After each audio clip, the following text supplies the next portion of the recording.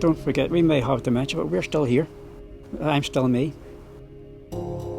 Chris Higgins was diagnosed with dementia during lockdown after his wife noticed a change in his behaviour. Angela seen something different in me, and she said, "No, you're going to have to go to the doctor. There's something not right." About December, I was given the diagnosis, which was an absolute big shock because I'm a heavy goods vehicle driver and I have a bus licence. And all of a sudden, you've got dementia sitting here past a lot of months. What am I to do? The 62-year-old who lives in North Belfast is familiar with the disease as his father had Alzheimer's. We took him out one day down the Strangford Peninsula. He knew exactly who I was, sitting there in the driver's seat. But I got out to go to the chip shop and bring chips in. I was only out of the car 5, 10, 15 seconds, and he turned to Angela and goes, "Will the driver be long?" So even though we knew it was me that was sitting there, as soon as he was out of sight, he's gone.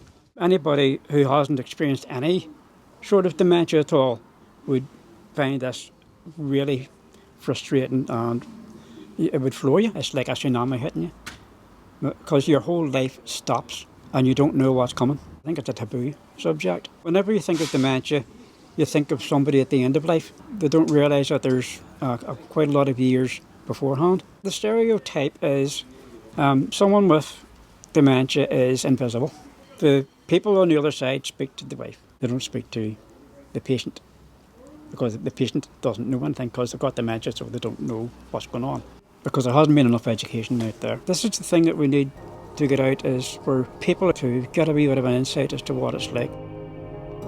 During the pandemic, Chris has been attending Zoom classes and meetings organised by people who have a similar diagnosis. The meetings are facilitated by Dementia NI. Its chief executive is Claire Watson.